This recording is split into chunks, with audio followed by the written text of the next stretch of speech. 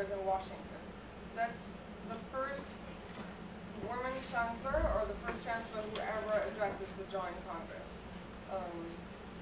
She is mostly talking about climate changes, international security, and how we can better deal with the global financial crisis. And Andrew will give us really wonderful news later in his account. Our own governor, Governor Bibi, just returned from Germany, where he spoke, where he visited Hamburg. Hamburg is one of the biggest port cities in the world. We have a company in January, I believe, come into the area called Nordex. It's a wind turbine company. They will bring, by 2014, they will bring about 700 new jobs to this area. And this is really exciting because Nordex is one of about 20 German companies that invest in Arkansas. Germany, and you might not know that, but Germany is the #1 export country in the world. It's not China, it's Germany. And that is mostly due to what is being exported. For instance, cars. You all know Mercedes, Porsche, Volkswagen. They're all now coming to the southeast of this country. They used to be up north, but they're moving southeast. So maybe Arkansas can attract one of these companies. Right now they're in Alabama or in South Carolina or in Georgia, but that would be a good goal. And therefore, I want to say, knowing German creates business opportunities. And there's so many companies that invest in the USA, and so many American companies going to Germany. So even if you don't know the language fluently, but I believe Rob Lenz will talk about business and language and culture, and maybe what to avoid or what not, and he will talk more about that. Just a couple weeks ago, Germany received the Nobel Prize in Literature. That's the 11th going to Germany. So those are just a few. Okay, I guess that's those are just a few things that I believe, yes, Germany still matters and will always matter, and we will hear more about that.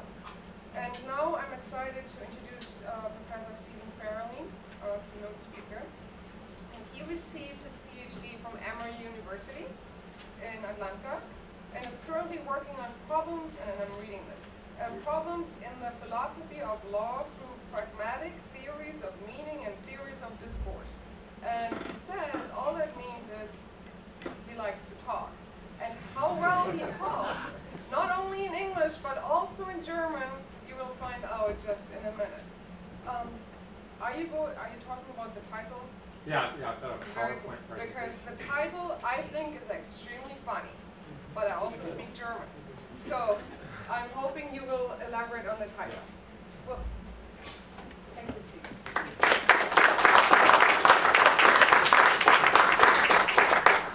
Hi, so I was thinking last night about it was funny that Steve Edison said the personal recollections of the fall of the wall. I don't know about you guys, I was 14 in 1989.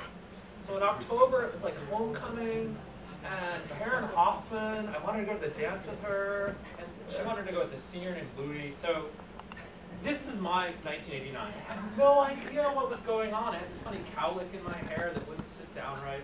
And 10 years later, this becomes interesting, only in retrospect. But in 1989, things moved so quickly that they just passed me by. They just passed me by. In the span of about, what, 6 or 7 months, starting in July, mass protests began. They began in Leipzig. They were small protests at first, and they grew. On October 9th was the mass protest. 70,000 people came out. And by the end of the year, a whole state had disappeared. A whole country had just fallen off the face of the earth. Right? The country had disappeared. The economy had collapsed. And the culture was under massive transformation. And that's an amazingly short time for something like that to happen. So I thought I would reflect a little bit on that and kind of remind you guys of these things that happened so quickly that they passed us all by.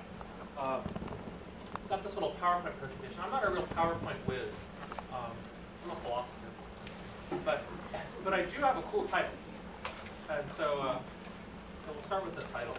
How do I make this slideshow go? F5. F5. Oh, you guys are much better. No?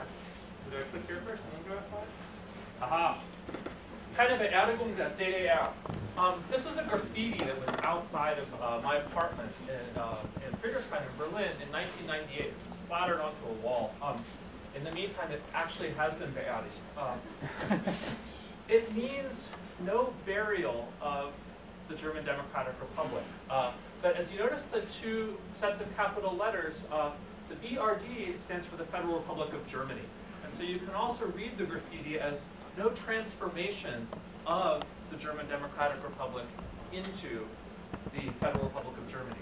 That is, there's something to be held onto and retained. There's something that at least the writer of the graffiti thought he or she wanted to hang on to. And so that's what I'm kind of curious about today. What is there anything at all worth hanging on to? And in the meantime, this graffiti has disappeared. The bridge has been fixed and cleaned, and now it's a very beautiful little suburb, right, with apartments that are much more expensive than any I'll be able to afford anytime soon. So that's the question that I want to ask. Is there anything worth hanging on to? Is there anything worth keeping? Let me give you a little bit of background. I don't have the standard iconic image of the people dancing on top of the wall. I wanted to take you a month before November 9th, back to October 9th. When we see, and this is actually September 22nd, we see these mass protests, right? We see these people just out on the streets. This was the only, license-free photograph I could find. So this is what you get. Over the course of about 2 months, these protests went from 100 people, 150 people, 200 people, to 2,000 people, to 5,000 people, to, on October 9th, 70,000 people gathering in the town of Leipzig, right? Gathering peacefully, gathering quietly, gathering at 5 p.m. on a Monday evening to stand with candles and to protest the way that the government treated them. Curiously, these protests were spontaneous. As far as we can tell, as far as historians can tell, they weren't organized from above. They weren't run by protest groups. The East German government was powerful enough and repressive enough that the leaders of the protest movements couldn't contact these 70,000 people. So one way to think about this is that these people all came out on their own. They all came out by themselves, as individuals with their friends probably, and under some kind of peer pressure, under some kind of moral obligation, to say no to the state. And this is what surprises me. This is what I find fascinating, the idea that there can be this kind of spontaneous protest. And what I'm curious about is if there's something there worth hanging on to. I think, when I was a kid, my folks worked for the federal government. They worked for the CIA. They were anti-communist. And so I grew up in a household that didn't like the communists. And I wanted to find something worth saving in East Germany. I wanted, when I was 20, to show my parents that they were wrong. And what I found was a repressive government that oppressed people and that imprisoned people. And what I found was an economy that didn't work, a bankrupt economy that mistreated people. I found schools that treated people differently if they admitted to being Christian. I found schools that barred you from entering university for admitting to be Christian. I found pathways to professions blocked off for all sorts of what we would take to be unfair reasons. And so there's not much to save there. I think it's fair to say that it's good that that state was kicked into the dustbin of history. But these protests fascinate me. These protests I find intriguing because they show something I think about the human spirit worth hanging on to. One way to think about this is a German theorist, Hannah Arendt. She wrote this actually about the student movements in 1968. She wrote this in the middle of the century, well before the fall of the wall. She says there's a difference. Political scientists often overlook it between power and violence. Frequently, political scientists treat violence as one expression of power, but we ought to think of these two categories differently. And so she says, look, power corresponds to the human ability not to act, but to act in concert, to act together. And it's this acting together, she thinks, that gives legitimation to state policies. Then she contrasts power with violence. Violence is a tool. It's a tool that states use. It's a tool that individuals use. It's an instrument. And it's an instrument to get another party, a counterpart, to do something that you want.